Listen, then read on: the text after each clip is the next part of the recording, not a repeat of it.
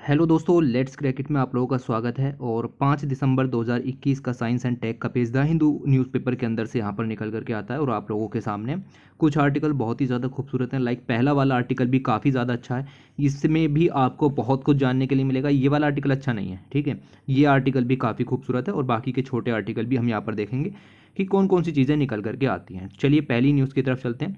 लिखा हुआ है चर्निंग इन द स्काई। देखिए यहाँ पर बात हो रही है अर्थ के डायनेमो इफेक्ट की। अर्थ एक तरीके का इफेक्ट यहाँ पर दिखाती है जिसको डायनेमो इफेक्ट कहा जाता है।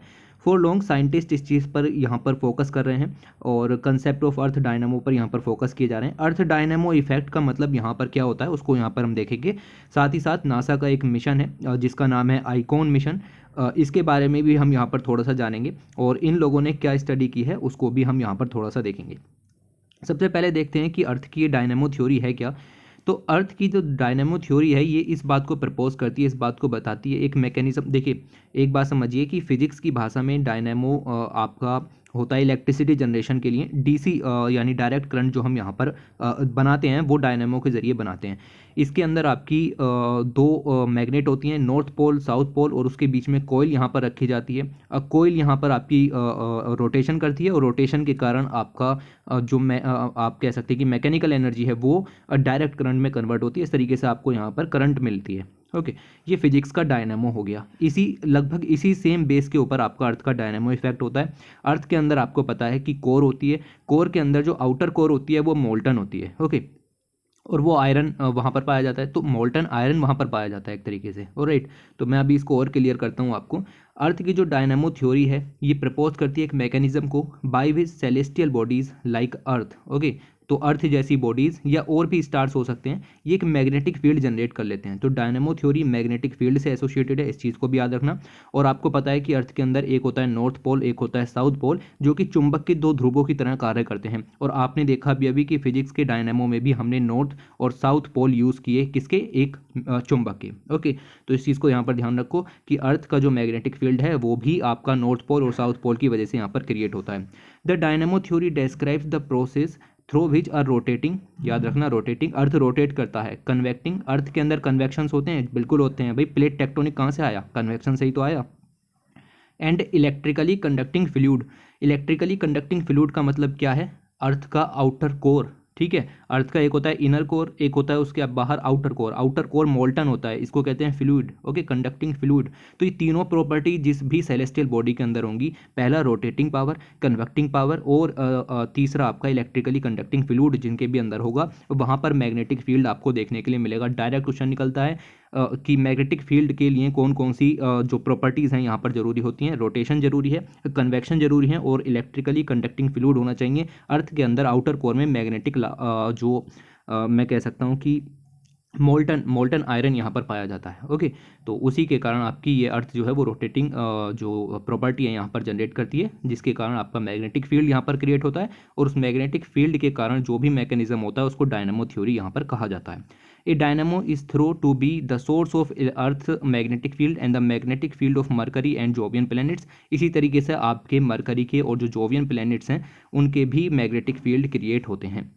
ओके, अब यहाँ पर देखो लिखा हुआ है the concept of earth's dynamo, a wind driven electrical generator that span the space up to the 100 kilometres above the earth surface. आप याद रखें जितनी भी रिलेटेड चीज़ें हैं डायनामो से रिलेटेड हों, या फिर मैं बात कर रहा हूँ आयंस की, इलेक्ट्रॉन्स की, इलेक्ट्रिसिटी की, ये सब काम आयनोस्फीयर के अंदर होते हैं।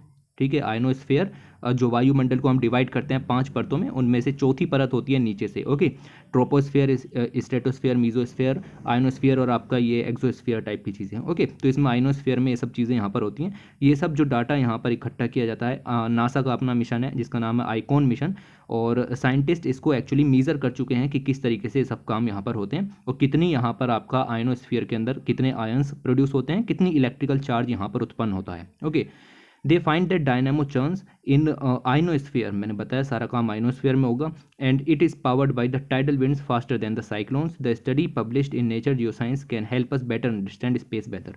तो जस्ट आपको क्या समझना था, आपको समझना था अर्थ किस तरीके से डायनामो इफेक्ट को दिखाती है, ये चीज़ यहाँ पर क्लियर हुई।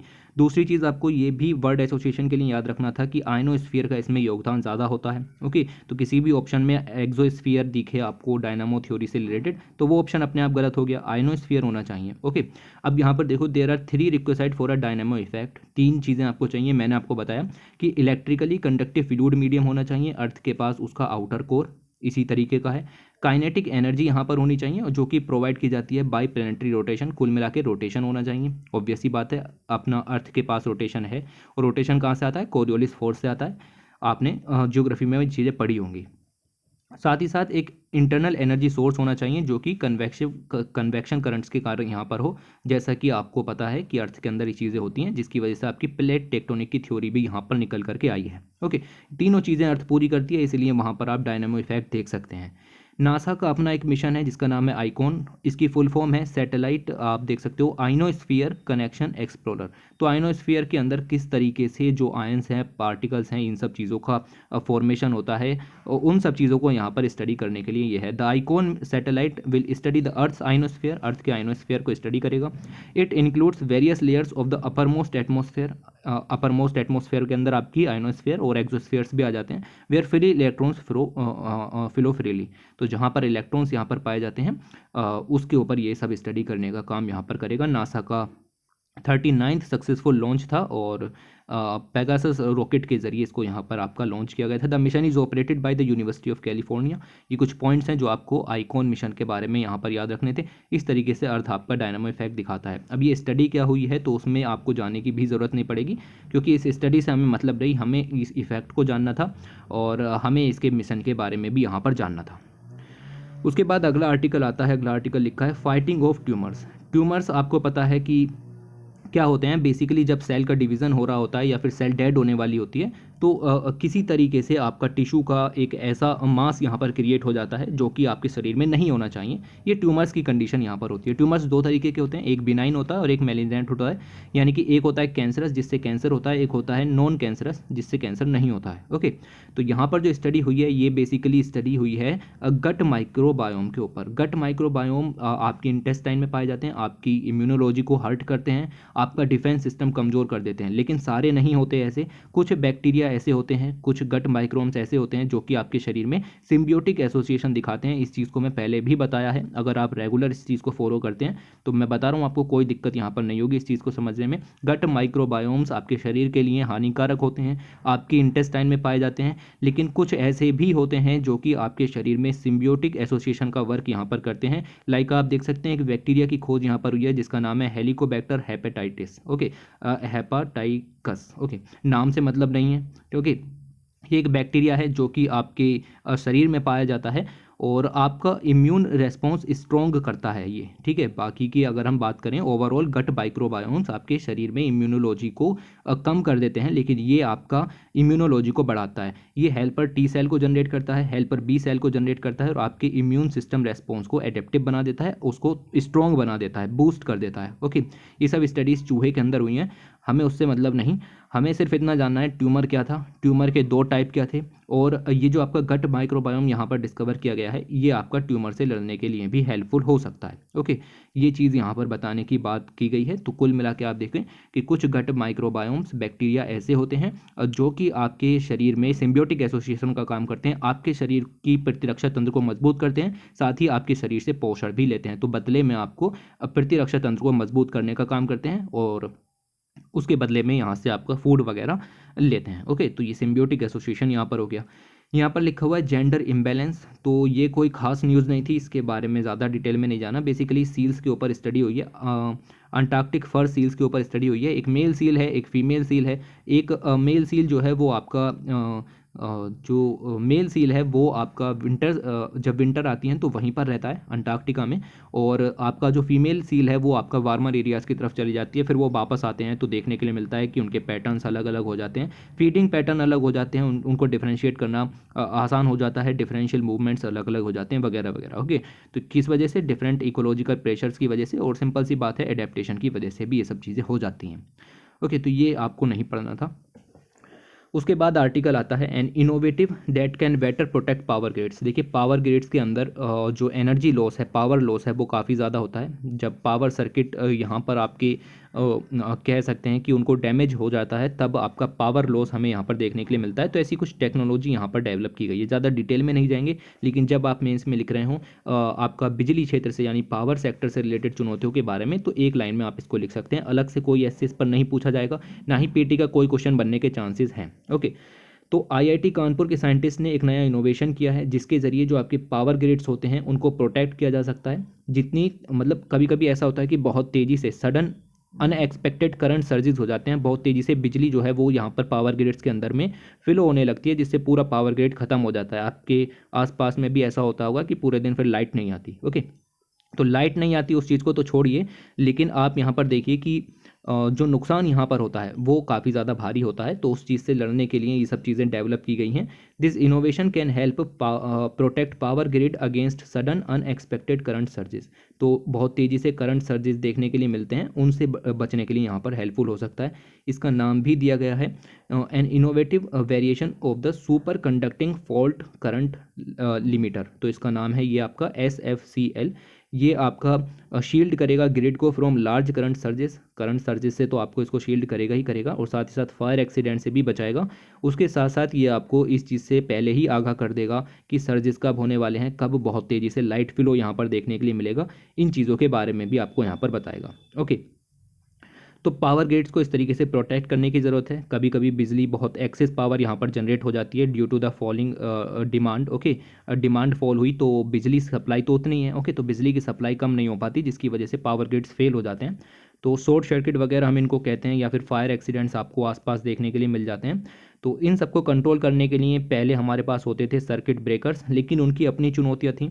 ओके, और इनकी अपनी चुनौतियाँ थीं। यहाँ पर आप देख सकते हो कि also once the circuit was broken to avoid the accident the switch has to be manually turned on। Okay, तो इसको मैनुअली यहाँ पर सब काम करना पड़ता था, और ये आपका पहले से ही बता भी नहीं देता था, ऑटोमेटिक सिस्टम भी नहीं था इसके अंदर कि पहले से आपको इन चीज़ों के बारे में बता दे कि कब पावर सर्किट्स यहाँ पर होने वाले हैं। तो अब हमने सुपर कंडक्टर्स का इस्तेमाल करके सिस्टम तैयार किया है, super conducting fluid fault current limiters. Okay, SFCL। मैं फिर से कह रहा हूँ, रटने की ज़रूरत नहीं है, याद रखो बस ये कि ऐसा भी कुछ है। ओके, कभी कभार मान लो, देखो पहली बात तो पावर सेक्टर के ऊपर ऐसे आएगा, यही बड़ी बात है। ओके, और उसके बाद भी कुछ आए तो बहुत सारी चुनौतियाँ और भी हैं डिस्कॉम वगैरह से रिलेटेड, उनको भी लॉन्च करना है। फिर एक चुनौती आप इसको भी लिख सकते हैं। ऑलराइट, तो कुल मिला के आप इतना जानिए। देखिए, गौर फरमाइए, यहाँ पर जो ये इमेज मैंने यहाँ पर ऐड की है, इसमें आपको कुछ भी नहीं देखना। आपको सिर्फ इतना देखना है कि सुपर कंप्यूटर के यूज़ के जरिए हम एक प्रोटेक्टेड नेटवर्क तैयार कर सकते हैं, जिससे हमें पहले ही पावर सर्जिस के बारे में पता लग सकता है। ओके, जस्ट इतना पढ़ना था और कुछ नहीं पढ़ना था। अगला आर्टिकल यहाँ पर आपको बताता है, इस एक स्टडी हुई, उसने फाइंड किया mechanism of blood clots after giving Oxford vaccine. तो ऑक्सफोर्ड की वैक्सीन देने के बाद ब्लड क्लॉट्स किस तरीके से यहाँ पर फॉर्म होते हैं उनके बारे में बताया। हमें इसमें एक भी पैरा पढ़ने की ज़रूरत नहीं है, एक सिंगल पैराग्राफ आपके काम का नहीं है।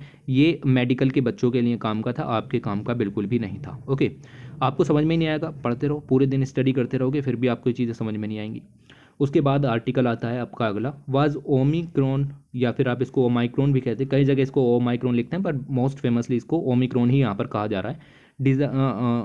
Designated a variant of concern in health. यहाँ पर बताया गया है क्या WHO ने ओमिक्रॉन को वेरिएंट ऑफ कंसर्न डिक्लेयर करने में बहुत जल्दबाजी कर दी। ये चीज़ इस पर यहाँ पर डिस्कस की गई है। ओके, इन 2 days, ओनली 2 days इसको वेरिएंट ऑफ कंसर्न नाम का डिक्लेयर कर दिया गया, जबकि जो आपका डेल्टा वेरिएंट था उसको डिक्लेयर करने के लिए 2 महीने लग गए। तो क्या ये आपका जल्दीबाजी में कर दिया? WHO पर पहले भी सवाल उठे हैं और इस बार फिर से सवाल उठा, तो क्या WHO ने गलत किया? नहीं, गलत नहीं किया, ये इन्होंने बिल्कुल सही किया। इस चीज़ को इस आर्टिकल के अंदर बताया गया है। ओके, 26 नवंबर को वर्ल्ड हेल्थ ऑर्गेनाइजेशन ने SARS-CoV-2 का एक नया लीनिएज देखा, जिसका नाम था B.1.1.529, शायद इसको ऐसे ही पढ़ते हैं, विदा वूपिंग। इसने 32 म्यूटेशंस यहाँ पर दिखाए in the spike protein. 32 mutation के कारण इसको जो है वो वेरिएंट ऑफ कंसर्न तुरंत ही डिक्लेयर कर दिया गया और इसका नाम दिया गया ओमिक्रॉन, जो कि एक ग्रीक वर्ड यहाँ पर है, ग्रीक लेटर यहाँ पर है, और इस तरीके से इसका नोमेनक्लेचर यहाँ पर किया गया। ओके, अब दिक्कत ये आई कि ये जो आपका ग्रीक लेटर के जरिए नोमेनक्लेचर है ये WHO ने 2021 से ही शुरू किया है, और अलग अलग तरीके के ऐसे 13 लीनिएज हैं जिनको ग्रीक ओरिजिन का नेम यहाँ पर दिया गया है। ऑलराइट, बाईपासिंग स्टेजेस यहाँ पर आते हैं मेन चीज़ पर। बाईपासिंग स्टेजेस का मतलब है कि एक आपकी देखिए इस तरीके का अगर आपका म्यूटेशन हो रहा है, म्यूटेशन होने के बाद कोई वेरिएंट आया, कोई लीनिएज आया, उसको वेरिएंट ऑफ कंसर्न ऐसे ही नहीं डिक्लेयर किया जाता, उसकी एक प्रोसेस होती है। वेरिएंट ऑफ कंसर्न डिक्लेयर करने से पहले आपको उसको वेरिएंट ऑफ इंटरेस्ट यहाँ पर डिक्लेयर करना पड़ता है। तो पहले एक लीनिएज आप यहाँ पर देखोगे, लीनिएज के बाद उसको वेरिएंट ऑफ इंटरेस्ट डिक्लेयर करोगे, और उसके बाद आप उसको वेरिएंट ऑफ कंसर्न डिक्लेयर करोगे। ओके, तो ऐसा ही हुआ था डेल्टा वेरिएंट के केस में। डेल्टा वेरिएंट के केस में अगर आप देखें यहाँ पर, तो अप्रैल के महीने में आपका इसको वेरिएंट ऑफ इंटेंस डिक्लेयर किया गया, फिर इसको वेरिएंट ऑफ कंसर्न डिक्लेयर किया गया। ओके, तो एक एक महीने के गैप पर ये सब काम किए गए, तो बहुत सारा समय लगा। लेकिन ओमिक्रॉन का क्या है कि यहाँ पर आप देख सकते हैं, for context, while designing designation of a delta took place 6 weeks from the reporting of the lineage of Pango network designed of variants of concern. Omicron has was designated within a week of detection of the lineage delta. In contrast, the first designated a variant of interest in April, ये actually बहुत छोटा लिखा हुआ है यहाँ पर, मुझे भी देखने में काफ़ी ज़्यादा दिक्कत हो रही है, बट मैंने इसको पूरा ही ले लिया क्योंकि कोई खास भी नहीं बनती है चीज़ें। कुल मिला के मैं आपको ये बताना चाह रहा हूँ कि नवंबर 24 को आपको इसको यहाँ पर आपका लीनिएज डिक्लेयर किया गया, और उसके जस्ट 2 दिन बाद 26 नवंबर को इसको वेरिएंट ऑफ कंसर्न डिक्लेयर कर दिया गया। तो बाईपास कर दी गई ये बीच की स्टेज वेरिएंट ऑफ इंटरेस्ट, इससे ज़्यादा आपको यहाँ पर कुछ भी नहीं जानना था। The rapid pace at which WHO ने ये सब काम किया कि इसको वेरिएंट ऑफ कंसर्न डिक्लेयर कर दिया, ये जल्दबाजी में लिया गया डिसीजन नहीं था। इसके ऊपर हमारे पास साइंटिफिक एविडेंस मौजूद थे कि जिसके कारण हमने इसको वेरिएंट ऑफ कंसर्न डिक्लेयर किया। तो ये बात इस आर्टिकल के अंदर से निकल के आती है कि WHO ने जो किया वो जल्दबाजी में नहीं किया, सोच समझ करके किया। एक्चुअली साउथ अफ्रीका के अंदर इससे रिलेटेड काफ़ी सारे एविडेंस हमें देखने के लिए मिले हैं, जो कि ये दिखाते हैं कि ये सच में ही एक वेरिएंट ऑफ कंसर्न यहाँ पर हो सकता है। ओके, देखिए, किसी भी वेरिएंट ऑफ कंसर्न डिक्लेयर करने के लिए आपको 3 पॉसिबल फैक्टर देखने होते हैं। सबसे पहला फैक्टर ये देखना होता है कि जो आपकी इंक्रीज इन, देखिए लिखा हुआ है यहाँ पर, एक्चुअली आप इसको पढ़ें, 3 factors. Typically a variant is designated a variant of concern if it has evidence that support one of the 3 possible factors. पहला है इंक्रीज इन ट्रांसमिसिबिलिटी और डेट्रीमेंटल चेंज इन कोविड-19 एपिडेमोलॉजी, इंक्रीज इन वायरलेंस और change in clinical disease presentation, और decrease in effectiveness of public health and social measures including vaccines, therapeutics and diagnosis. तो किसी भी किसी भी वेरिएंट को वेरिएंट ऑफ कंसर्न डिक्लेयर करने के लिए 3 चीज़ों पर ध्यान देना पड़ता है। सबसे पहली चीज़ ये है कि वो आपकी उसकी जो ट्रांसमिसिबिलिटी है, कितनी तेज़ी से वो यहाँ पर फैल रहा है। कोविड-19 से लड़ने के लिए हमारे पास जो इक्विपमेंट हैं वो कम पड़ रहे हैं, या फिर हमारे कोविड-19 का जो टारगेट है वैक्सीन लगाने का, उसमें कुछ दिक्कतें आ रही हैं। तीसरी चीज़ यहाँ पर आप देखी जाती है कि इंक्रीज इन वायलेंस और change in clinical disease presentation, ये चीज़ भी यहाँ पर देखी जाती है। इन 3 में से कोई भी हो उसको वेरिएंट ऑफ कंसर्न डिक्लेयर कर दिया जाता है।